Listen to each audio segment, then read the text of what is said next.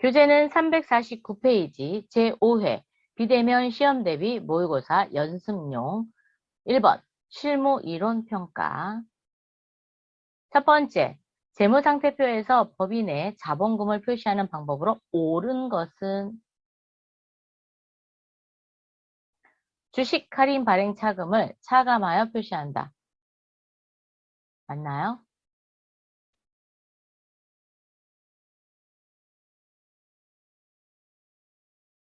차감해서 표시하지 않고요. 자본금은 자본금대로 있고 주식 할인 발행 차금 있죠. 네. 근데 주식 발행 차금, 발행 차금의 계정은 차감 계정이다. 이렇게 얘기하는 거죠. 차감해서 표시하지는 않아요. 빼지 않습니다. 기록은 그대로 합니다. 두 번째, 액면 금액으로 발행된 금액을 표시한다. 네, 자본금은 식이 어떻게 되느냐?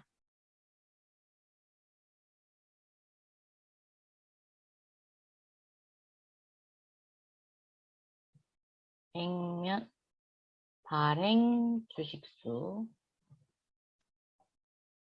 곱하기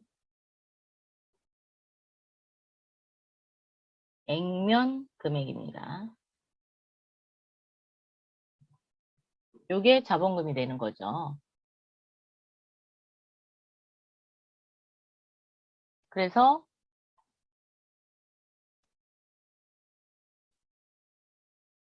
2번 맞습니다. 액면금으로 발행된 금액을 표시한다.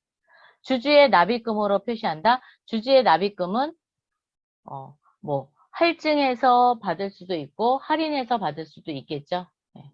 자, 발행된 납입금이 주식 발행비를 포함하여 표시한다. 네, 포함해서 표시하지 않습니다. 자, 답은 2번.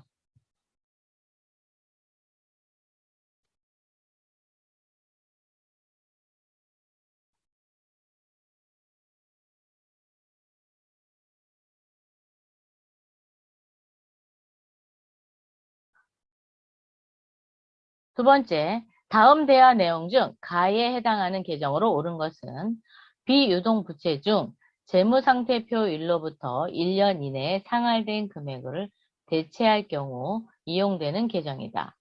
무슨 계정인지 아니? 하고 물어봤어요. 그랬더니 이 친구가 응, 뭐야? 라고 했어요. 그랬더니 맞았대요. 자, 여기에서의 포인트는 비유동 부채 중, 그죠? 재무상태표 일로부터 1년 이내에 상환한대요. 그러면 비유동이 뭘로 바뀌어요? 유동성으로 바뀌어야 되겠죠? 이때 나올 수 있는 이 가의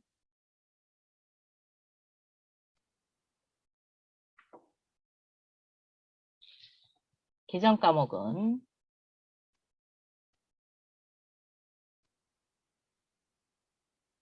자, 여러분 뭐죠? 유동성 장기 부채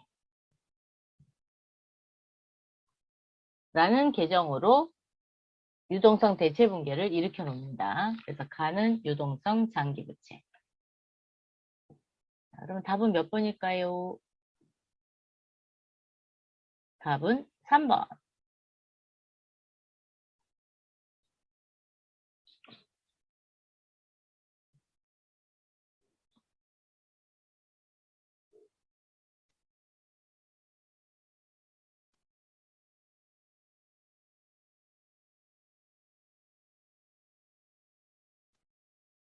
문제 3번 갑니다.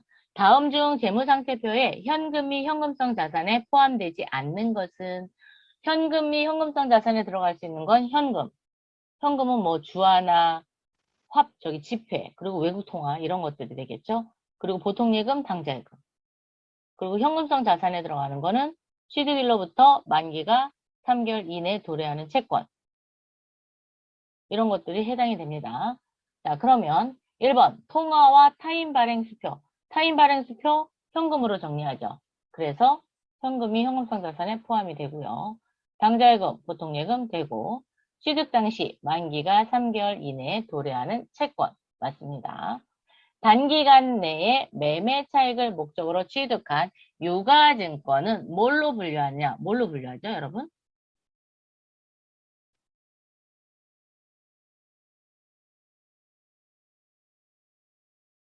단기 매매 증권으로 분류하죠. 단기 매매 증권. 그래서 얘는 당좌 자산에 들어갑니다. 당좌 자산에 들어갑니다. 그래서 답은 몇 번? 4번이 틀렸네요.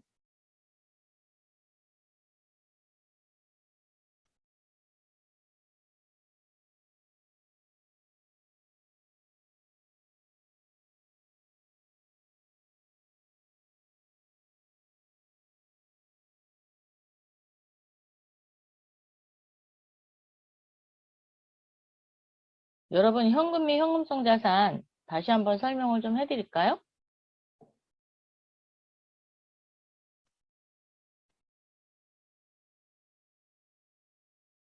자, 일단 현금 및 현금성 자산에 들어갈 수 있는 거는 한글 화일을 하나 올려서 보도록 하겠습니다. 현금 및 현금성 자산. 일단 현금이 들어갑니다. 현금에는 뭐와 뭐가 있어요?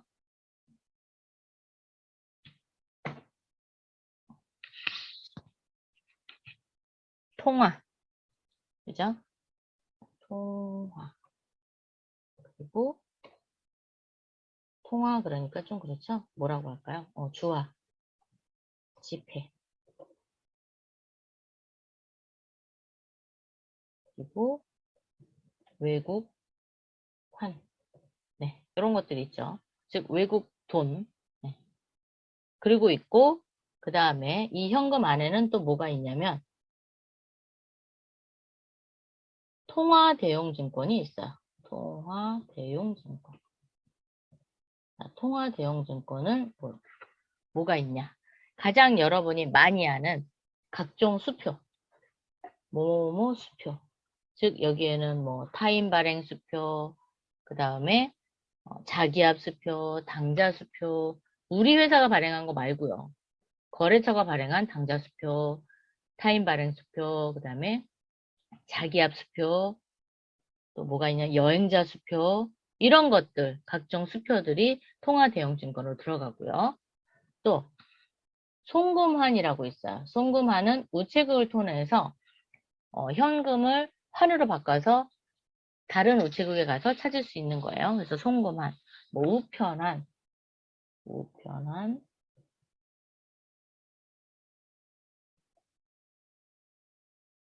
그리고 배당금 지급표가 있습니다. 배당금 지급표, 또 여기가 뭐가 있냐면 만기 도래한 공사채 이자표, 만기 도래한 공사채 만기 이자표, 뭐 이런 것들도 들어가고, 그 다음에 또 만기 도래한 어음도 가능합니다.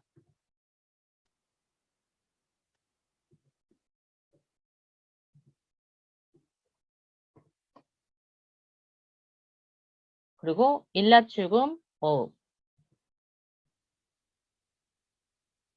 일람, 출급, 어음, 이런 것들을 통화 대용 증권이라고 해요. 그래서 현금이 현금성 자산에 들어갑니다. 자, 그 다음에 또 뭐가 있냐면 요금을 예금, 즉 보통 예금, 당좌 예금 이런 거 해당이 돼요. 그래서 보통 예금, 당좌 예금 등, 즉 기업이 요구를 하면 언제든지 찾을 수 있는 예금. 뭐 특수한 경우에 뭐 정기예금이나 정기적금 이런 거는 기간이 지나야지만 찾을 수 있잖아요. 그런 거 말고 평상시에 내가 찾을 수 있는 돈, 언제든지 인출이 가능한 예금, 그런 거는 현금이 현금성 자산에 들어갈 수 있습니다. 자, 그리고 여기에 이제 가장 대표적인 게 현금성 자산입니다. 현금성 자산은 취득일로부터 3개월 이내라는 말이 꼭 들어가야 돼요. 3개월 이내 현금화할 수 있는 거를 이야기합니다. 즉 취득일로부터 3개월 이내에 현금화한다. 현금화한다라는 것은 찾는다라는 거죠. 그래서 현금화할 수 있는 이내 취득일로부터 3개월 이내 만기가 도래하는 채권.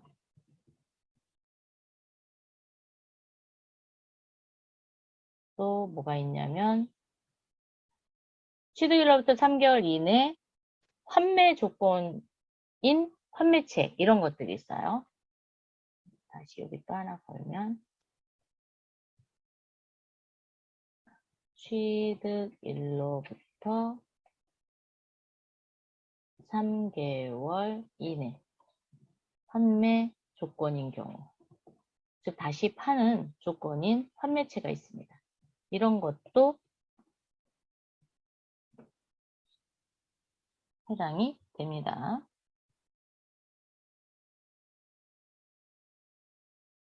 그리고 또 뭐가 있냐면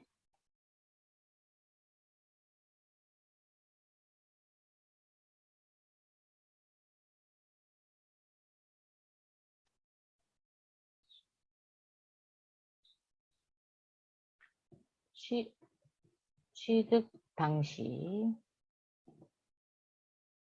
상환 기간이 3개월 이내인 상환 우선주라는 게 있어요. 이런 것들은 현금성 자산으로 분류할 수 있습니다. 왜? 3개월 이내에 바꿀 거니까요. 네. 그래서 이런 것들 포함이 됩니다. 그래서 현금이 현금성 자산을 한번 간단하게 알아봤어요. 4번. 주식회사 신발닷컴은 공장 신축을 위해 다음과 같이 토지를 구입하였다. 토지 계정에 기록되어야 할 취득 원가는 얼마인가?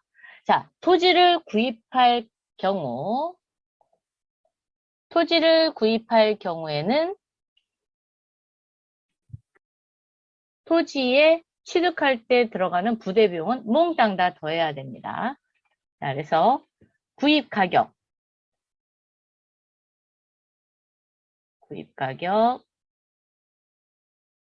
구입 관련 법률 자문 비용이니까 얘 더해야 되죠. 토지 위, 구 건물 철거 비용. 토지를 샀는데 그 위에 건물이 있었대요. 그 건물을 철거한대요. 이것도 들어갑니다. 더해 주셔야 돼요. 구 건물 철거 후 잡수입. 철거했더니 뭐 이렇게 고철 같은 게 나왔나 봐요. 그래서 그거를 팔았대요. 팔아서 수익을 얻었대요. 그럼 얘는 어떻게 해야 돼요? 얘는 빼야지 됩니다.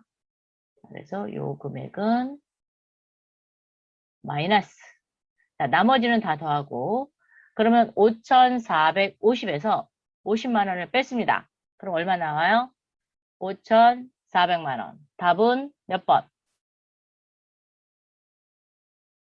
1번. 자, 답은 1번입니다. 구입 가격에다가 법률 자본 비용 더하고 철거 비용 더합니다. 그리고 철거했을 때 거기서 나온 뭐 폐자재 이런 것들을 팔았을 때 수익을 얻으면 그거는 뺍니다. 그래서 5,400만 원이 답.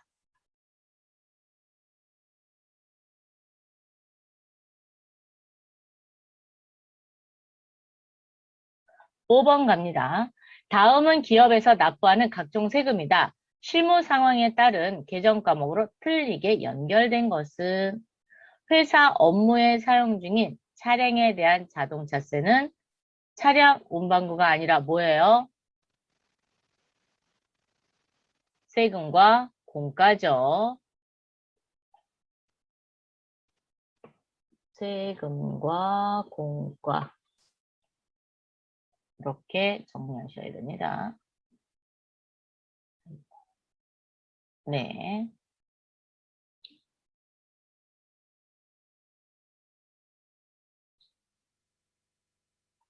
법인 균등할 주민세, 세금과 공과금. 맞습니다. 종업원 급여 지급 시 원천 징수한 근로소득은 우리 회사의 세금이 아니고 누구 거예요? 종업원 거죠? 잠시 보관하는 거죠? 그래서 예수금 맞고요. 토지 취득 시 납부한 취득세는 토지. 그래서 답은 1번이 틀렸네요. 1번 세금과 공가.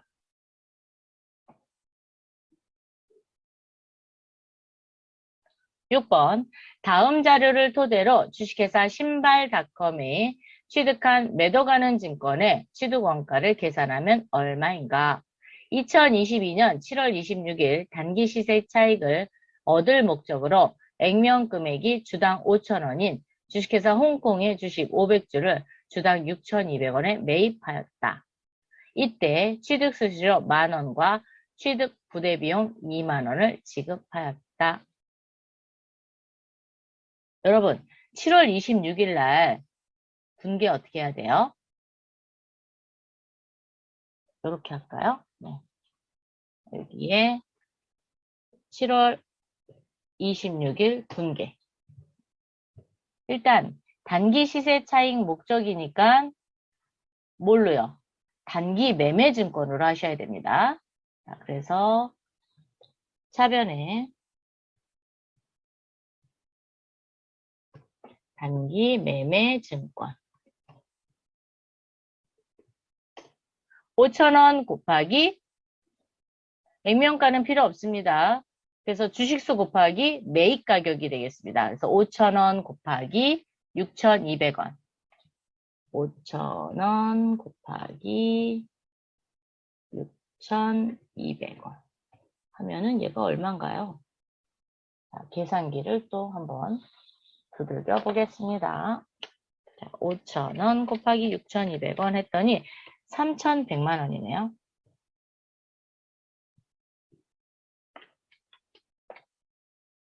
아니네, 500주네. 어유 죄송해요. 500주를 5,000주라고 해놨네. 자, 그러면 500주 곱하기 6,200원. 310만 원.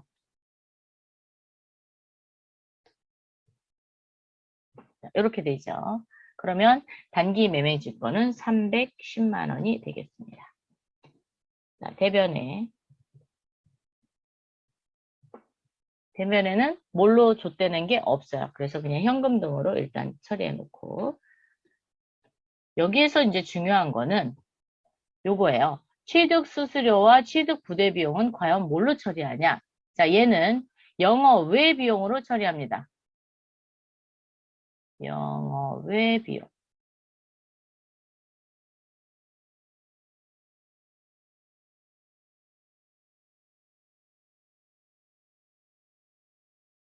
이렇게 처리합니다. 그러면 수수료 비용이죠. 자, 수수료 비용이 되겠습니다. 자, 수수료 비용 2만 원에다 만 원, 그래서 3만 원. 그러면 대변에 현금 등 뭘로 나왔는지 모르니까 313만 원이 이렇게 되겠죠. 7월 28일 장기 시세 차익을 목적으로 얘는 장기 시세네요. 장기 시세 차익을 얻을 목적으로 500주 주당 6,000원에 매입하고 취득 수수료 만원과 취득 부대 비용을 지급하였다. 자, 장기 시세 차익 목적은 매도 가능 증권입니다. 그래서 7월 28일 차변에 매도 가능 증권. 그러면 얘는 어떻게 되느냐? 500주 곱하기 얼마씩 주고 샀어요? 6,000원이죠? 자, 6,000원. 그리고 또 더해야 돼요. 뭘 더하느냐? 취득 부대 비용을 더합니다. 취득 부대 비용을 더해줘야 돼요. 원가에. 그러면 만원과 2만원. 그래서 3만원을 더해줘야 됩니다. 그러면 500원 곱하기 6,000원 하니까 300만원이네요. 그래서 매도 가능 증권이 303만원이 됩니다.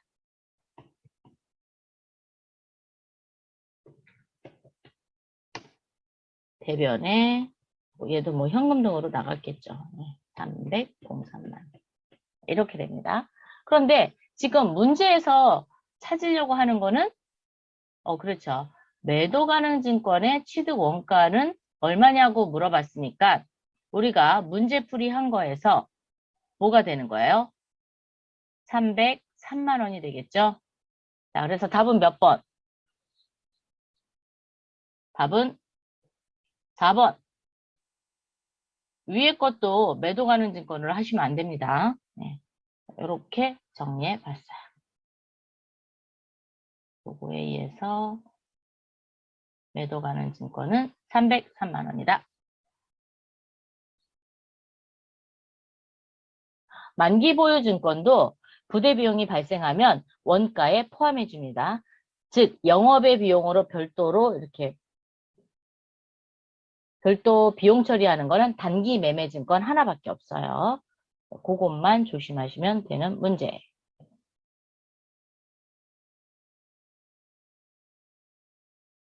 7번. 다음 중 재고 자산을 기말 장부 금액에 포함할 것인지 여부를 설명한 것으로 틀린 것은 미착 상품, 미착 상품이라는 건 아직 도착하지 않았다라는 상품을 얘기합니다. 선적지 인도 조건인 경우에는 상품이 선적된 시점에 소유권이 매입자에게 이전되기 때문에 미착 상품은 매입자의 재고자산에 포함한다. 맞습니다.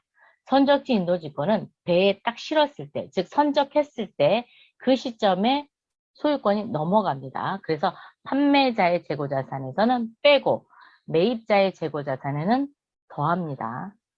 두 번째, 적송품. 수탁자가 제3자에게 판매하기 전까지는 위탁자의 재고자산에 포함한다. 맞습니다. 적송품이라는 건 다른 판매자에게 나의 상품을 위탁 판매하는 걸 적송품이라고 하거든요. 그렇기 때문에 수탁자가 판매를 했을 때 매출로 인식하면 되는 거고 아직 팔지 않았다. 그러면 위탁자의 재고자산에 포함시키시면 됩니다. 할부 판매 상품, 대금이 모두 회수되지 않는 경우 상품의 판매 시점에 판매자의 재고자산에 포함한다? 이게 무슨 말이에요? 대금이 모두 회수되지 않은 경우 상품의 판매 시점에 판매자의 재고자산에 포함된다. 아닙니다. 할부 판매는 대금의 회수하고 상관없이 처음에 상품을 인도한 시점에서 이미 재고자산에서 빠져야 돼요. 3번이 틀렸네요. 포함하면 안 됩니다, 이거.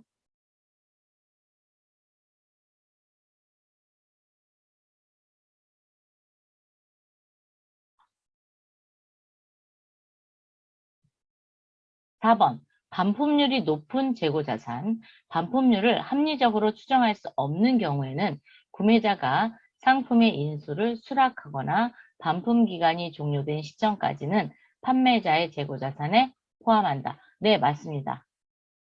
뭐 이렇게 일정한 기간을 정해놓고 그 기간이 종료되면 판매한 걸로 보는 거예요. 그리고 또는 구매자가 나를 이렇게 그 상품을 받았다라고 했을 때 그때까지는 판매자 수락했으면 어떻게 돼요?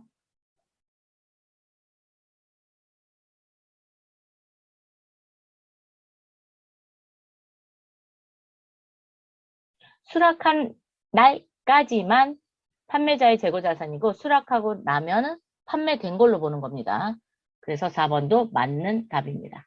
여기 종료된 시점까지니까 수락하거나 종료된 시점까지는 판매자의 재고자산에 포함하셔야 됩니다. 여러분, 시송품, 시송품이라는 게 있어요. 시송품이 뭘까요? 우리 정수기 같은 경우 뭐 내가 이렇게 사서 쓰기도 하지만 이런 거 있어요.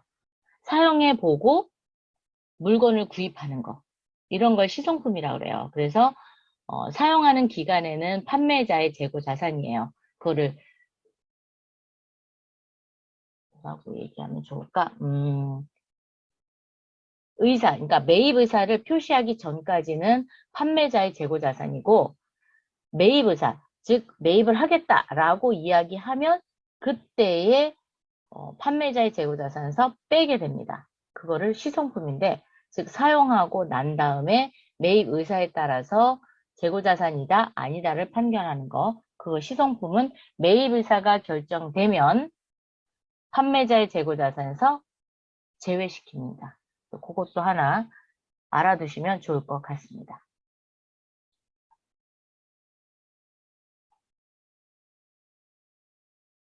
8번. 다음 중 부가가치세법상 면세에 대한 설명으로 옳지 않은 것은 면세사업자는 세금계산서를 발급할 수 없고 발급받은 세금계산서 매입세액을 공제받을 수 없다. 네. 면세사업자는 계산서만 발급할 수 있어요. 그래서 매입세 공제도 못 받습니다. 면세사업자는 부가가치세법상 사업자는 아니지만 매입세금 계산서 합계표의 제출과 같은 협력 의무를 이행하여야 한다. 네, 맞습니다. 왜냐하면 물건을 사갖고 오면서 세금 계산서를 받아올 수 있잖아요. 그렇기 때문에 그런 부분에 대해서는 합계표 제출에 협력하는 의무지 강력하게 뭐 해야 된다 이런 건 아닙니다. 그러니까 협력 의무 이행만 하시면 됩니다. 세 번째, 면세 사업자의 선택에 따라 제한 없이 면세를 포기할 수 있다.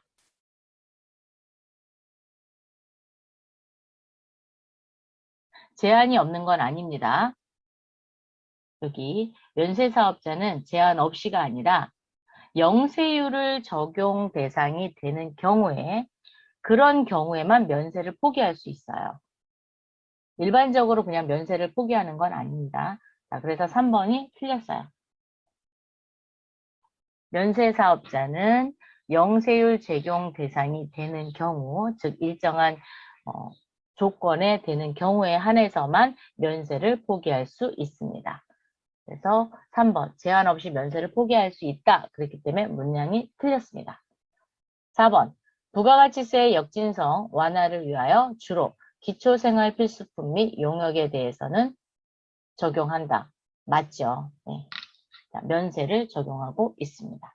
4번도 맞는 문구입니다.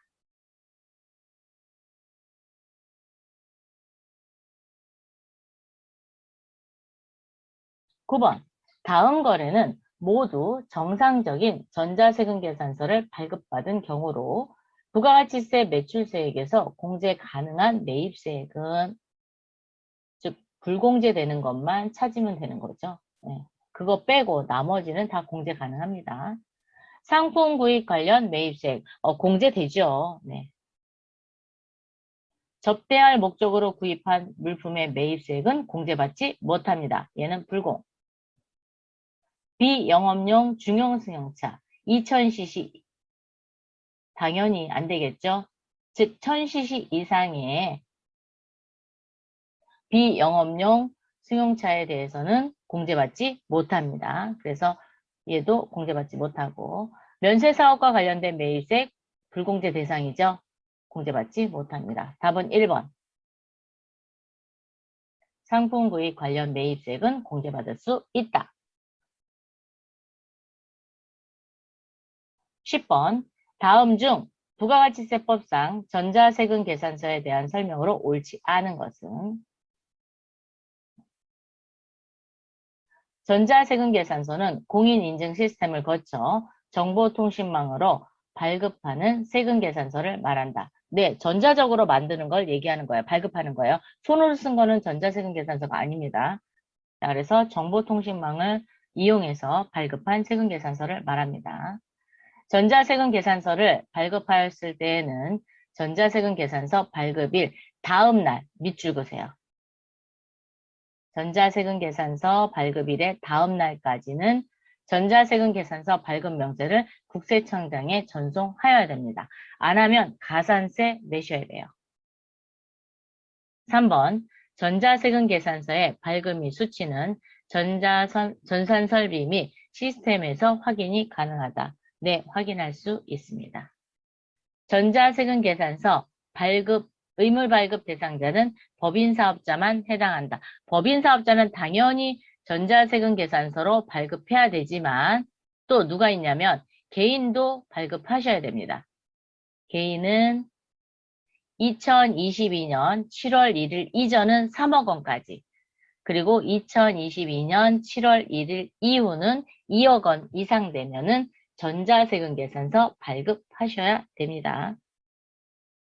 간이가세자는 4,800만 원 이상인 경우에 세금 계산서를 발급할 수 있고요. 전자는 거기에 해당되지 않습니다. 전자를 발행해도 되고 종이 세금 계산서를 발급해도 됩니다. 자, 그래서 답은 4번이 틀렸습니다. 여기 법인사업자만 해당한다. 그래서 틀렸습니다. 자, 이렇게 해서 제5회 비대면 시험 대비 모의고사 실무 이론평가 10문제를 모두 풀어봤습니다. 다음에 또 만나요. 수고하셨습니다.